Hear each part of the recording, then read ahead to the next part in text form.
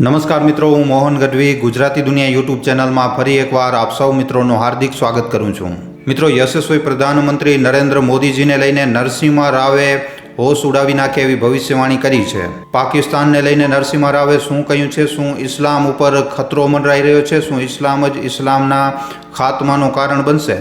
અને કેવી રીતે આખી દુનિયાભરમાં સનાતન ધર્મની ગૂંજ સંભળાશે? અને શું યોગી આદિત્યનાથ હશે ભારતના આગળના પ્રધાનમંત્રી?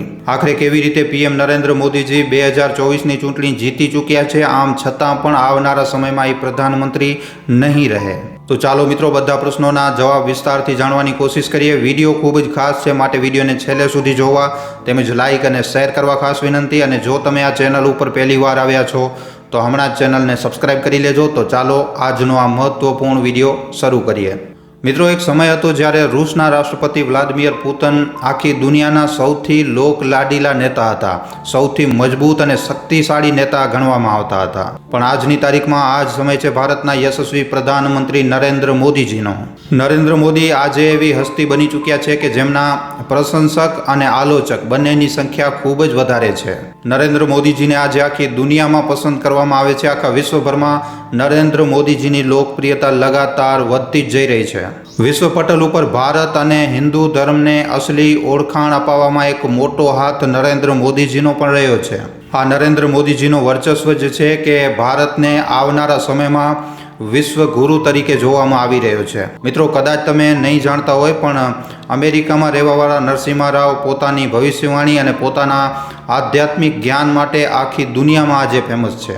નરસિંહ રાવે આઈઆઈટી મદ્રાસથી પોતાની એન્જિનિયરિંગ કમ્પ્લીટ કરી છે અને આ ટેકનોલોજીની સાથે સાથે સંસ્કૃત અને હિન્દીના એક મોટા વિદ્વાન માનવામાં આવે છે. સાથે સાથે આ જ્યોતિષી વિજ્ઞાનના પણ વિજ્ઞાતા છે અને પોતાના જ્યોતિષી જ્ઞાનના ચાલતા એમણે એક એપ પણ લોન્ચ કર્યું છે જેનું નામ છે જગન્નાથ હોરા. આજે મિત્રો, નરસિંહ રાવ જેવા લોકોના કારણે જ અમેરિકા જેવા દેશોમાં પણ હિન્દુ ધર્મનો પ્રચાર પ્રસાર થઈ રહ્યો છે. એમણે ના તો ખાલી ઘણા બધા વિદેશીઓને સનાતન સાથે જોડવાનું કામ કર્યું છે, પણ સનાતન ધર્મની શક્તિ અને પવિત્રતાથી લોકોને રૂબરૂ પણ કરાવ્યો છે. નરસિંહ રાવજીએ હમણાં સુધી ઘણી એવી ભવિષ્યવાણીઓ કરી છે જે એકદમ સટીક સાબિત થઈ છે. વર્ષ 2024માં નરેન્દ્ર મોદીજીને લઈને પણ નરસિંહ રાવે ઘણી બધી ભવિષ્યવાણીઓ કરી. જેમ કે વર્ષ 2024માં ફરી એકવાર નરેન્દ્ર મોદી જ ભારત દેશના પ્રધાનમંત્રી બનશે અને આ ભવિષ્યવાણી પૂરી રીતે સાચી સાબિત થઈ ચૂકી છે. આગળ એમણે જણાવ્યું છે કે વર્ષ 2024 ભારત માટે સફળતા અને અસફળતાઓથી ભરેલો વર્ષ રહેશે. 24માં ભારત દેશ સફળતાની નવી સીડીઓ ચડવાની કોશિશ કરશે. ત્યાં જ ઘણી બધી વિદેશી તાકતો અને ઘણી બધી ભારત દેશની અંદરની તાકતો એને પાછળ ખીંચવાની પણ કોશિશ કરશે.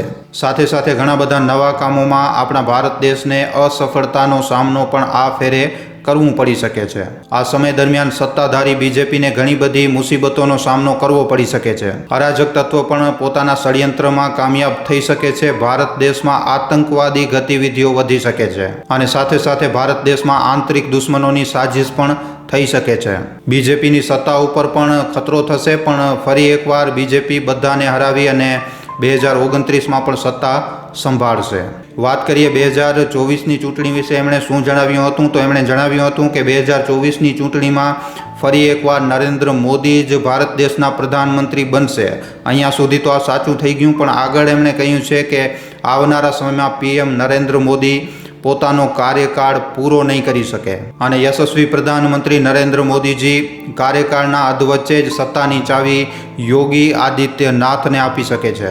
અને યોગીના આવ્યા પછી બીજેપીને આગળના એક દશક સુધી હરાવવું એકદમ મુશ્કેલ બની જશે અને પીએમ નરેન્દ્ર મોદી પોતાનો આ કાર્યકાળ પૂરો નહીં કરી શકે. આનો સૌથી મોટો કારણ છે એમની ઉંમર અને એમનો સ્વાસ્થ્ય. નરેન્દ્ર મોદીજી પોતાનો ત્રીજો કાર્યકાળ અધૂરો છોડી દેશે અને સ્વેચ્છાથી ભારતની કમાન એક યોગીના હાથમાં આપી દેશે. પ્રધાનમંત્રીનો પદ છોડ્યા પછી નરેન્દ્ર મોદીજી કાં તો રાષ્ટ્રપતિનો પદ સંભાળશે અને ના તો પછી આધ્યાત્મિક દુનિયામાં પોતાની નવી ઓળખાણ બનાવી શકે છે. મિત્રો, અહીંયા યોગી પુરુષ બીજા કોઈ નહીં પણ યોગી આદિત્યનાથ હોઈ શકે છે, જે વર્તમાનમાં ઉત્તર પ્રદેશના મુખ્યમંત્રીનો પદ સંભાળી રહ્યા છે, જે સંસારિક જીવનથી દૂર આધ્યાત્મિક અને રાજનીતિની દુનિયામાં પોતાની પકડ બનાવીને બેઠા છે. અને આના કારણે યોગી આદિત્યનાથને દેશના ઘણા બધા લોકો પસંદ પણ કરે છે અને ઘણા બધા લોકો યોગી આદિત્યનાથને આવનારા સમયમાં દેશના પ્રધાનમંત્રી તરીકે જોવા પણ માંગે છે. અને નરસિમ્હા રાવજીના અનુસાર જો આવનારા સમયમાં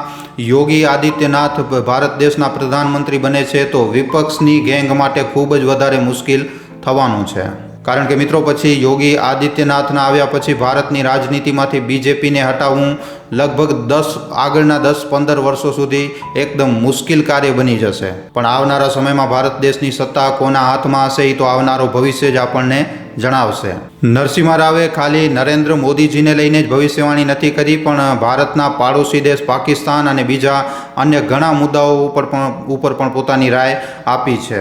જેમ કે જો પાકિસ્તાન ઉપર કરવામાં આવેલી એમની ભવિષ્યવાણીઓને આપણે જોઈએ તો 2024ના અંત આવતા પાકિસ્તાનના ટુકડા થઈ જશે. પીઓકે ફરી એકવાર ભારતમાં એન્ટ્રી કરી શકે છે, ભારતમાં વાપસી કરી શકે છે. ત્યાં જ આવનારા યુદ્ધમાં ભારત અને ઇઝરાયલ વિશ્વ શક્તિની રીતે આગળ આવી શકે છે. મિત્રો અહીંયા પાકિસ્તાનના હાલત વર્તમાન સમયમાં કેવી રીતના છે આ તો આપણે બધા જાણીએ છીએ. આ કોઈનાથી સંતાયેલી વાત નથી. ત્યાંના લોકો અને ત્યાંની સરકાર કેવા ખરાબ સમયમાંથી પસાર થઈ રહ્યા છે આ વાત બધા લોકો જાણે છે. ત્યાં જ હવે પાકિસ્તાનમાં આતંકવાદી ગતિવિધિઓ પણ પગપસારો કરી રહી છે. અને જો આવનારા સમયમાં આવું ચાલતું રહ્યું તો નરસિમ્હા રાવની પાકિસ્તાનના ટુકડા થવાની ભવિષ્યવાણી પૂરી રીતે સાચી સાબિત થઈ જશે. અને મિત્રો જો આપણે આનું ઉદાહરણ જોઈએ તો પાકિસ્તાનના બલુચિસ્તાનના લોકો અલગ દેશ બલુચિસ્તાનની માંગ કરી રહ્યા છે અને સિંધ પ્રાંતના લોકો પણ અલગ દેશ સિંધ દેશની વાત કરી રહ્યા છે. જ્યારે મિત્રો ગિલગિટ બાલ્ટિસ્તાન જે પાકિસ્તાન અધિકૃત કાશ્મીરનો હિસ્સો છે, અહીંયા પણ એક લાંબા સમયથી અલગ દેશ બનાવવાની માંગ ચાલી રહી છે. આ લોકો વિચારે છે કે બધા મળીને બલવારિસ્તાન નામનો એક નવો દેશ બનાવી નાખે. મતલબ કે જો આવનારા સમયમાં પાકિસ્તાન તૂટ્યો તો ઘણા બધા ટુકડાઓમાં વિભાજિત થશે અને પાકિસ્તાન પોતાના નામો નિશાના દુનિયાના નકશામાંથી ભૂસાઈ જશે. ત્યાં જ પીઓકેનો જે હિસ્સો છે એ ફરીવાર ભારતમાં આવી જશે. અને મિત્રો વાત જ્યાં ભારત અને ઇઝરાયલના શક્તિશાળી રૂપમાં ઉભરવાની વાત છે તો આજની તારીખમાં ઇઝરાયલ જે ઈરાન અને તમામ મુસ્લિમ દેશોની રડાર ઉપર છે. મિત્રો અહીંયા ઇઝરાયલની શક્તિ, હિંમત અને કાબિલિયતના વખાણ કરવા પડશે. પોતાના લોકો ઉપર થયેલા અત્યાચારો માટે ઇઝરાયલ બરાબર રીતે પોતાની આવાજ ઉપાડી રહ્યો છે. ત્યાં જ વાત જો આપણા ભારત દેશની કરીએ તો આજની તારીખમાં ભારત દેશને તો આખી દુનિયા વિશ્વગુરુ તરીકે જોઈ જ રહી છે. ક્યાંક ને ક્યાંક ભારત પણ વિશ્વગુરુ બનવા બાજુ આગળ વધી ચૂક્યો છે. પણ મિત્રો જે ચીન છે એ ભારત દેશ માટે મુસીબતો ઊભી કરી શકે છે. નરસિમ્હા રાવજીના અનુસાર વર્ષ 2024માં ચીન જે છે એ ભારત માટે મુસીબતો ઊભી કરવામાં સફળ રહી શકે છે. એટલા માટે જરૂરી છે કે આજની તારીખમાં ચીનને હમણાંથી જ કંટ્રોલમાં રાખવામાં આવે. ચીનના ભારતની વિરોધમાં ષડયંત્ર, ઘૂસપેઠ અને ગલવાન ઘાટીમાં બનેલી ઘટનાને તો આપણે બધા જાણીએ જ છીએ. અને હમણાં કેવી રીતે ભારત દેશને ચીન પછાડવા માંગે છે આ આપણે માલદીવની હરકતોને જોઈને આનો અંદાજો આપણે લગાડી શકીએ છીએ. એટલા માટે ખૂબ જ જરૂરી છે કે ચીનને બિલકુલ પણ હલકામાં ન લેવું જોઈએ અને એના વિરોધમાં ભારતને હંમેશા તૈયાર રહેવું જોઈએ. નરસિમ્હા રાવની આગળની ભવિષ્યવાણીમાં મિત્રો ઇસ્લામ સંતાયેલો છે. એમના અનુસાર વર્ષ 2040 સુધી ઇસ્લામનો ખાત્મો થઈ જશે. અને આનો સૌથી મોટો કારણ ઇસ્લામની અંદર જ સંતાયેલી કટ્ટરપંથી વિચારધારા અને એની ક્રૂરતા હશે.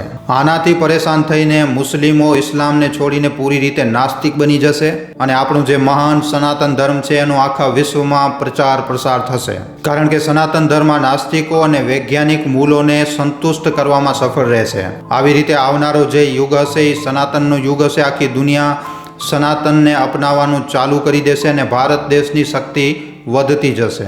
અને આપણો જે ભારત દેશ છે એ આવનારા સમયમાં વિશ્વગુરુની રીતે આખી દુનિયાનું નેતૃત્વ કરી શકે છે. પણ મિત્રો આ બધાની વચ્ચે આખી દુનિયાભરમાં ખરાબ અર્થવ્યવસ્થા, નાસ્તિકતા અને અસ્થિરતાનો ડાયરો જે છે એ વધી જશે. પણ વર્ષ 2030 આવતા બધી સમસ્યાઓ સનાતન ધર્મની અંદર સમાઈ જશે.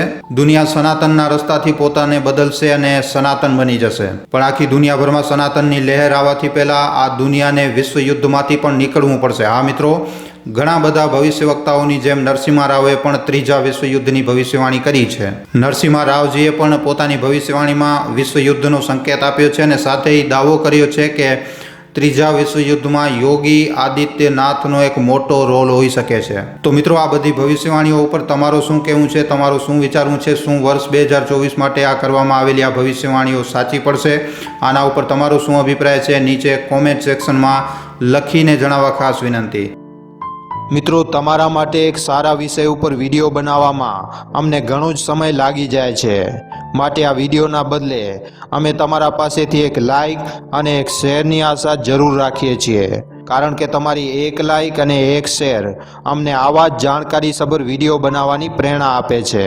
માટે જો આ વિડીયો તમને પસંદ આવ્યો હોય તો આ વિડીયોને લાઇક કરીને તમારા મિત્રો અને પરિજનો સાથે શેર કરવા ખાસ વિનંતી. અને જો તમે અમારા ગુજરાતી દુનિયા નામના યુટ્યુબ ચેનલ ઉપર પહેલીવાર આવ્યા છો તો હમણાં જ આ ચેનલને સબસ્ક્રાઇબ કરી લેજો. સબસ્ક્રાઇબ કર્યા બાદ બાજુમાં જે બેલ આઇકન, જે ઘંટડીનું નિશાન આવે એને દબાવી નાખજો, જેનાથી અમારા દરેક વિડીયોની જાણકારી તમને નોટિફિકેશનના માધ્યમથી મળતી રહે. આખો વિડીયો જોવા બદલ આભાર. હવે આપણે મળીશું એક આવા જ નવા જાણકારીસભર વિડીયોમાં. ધન્યવાદ.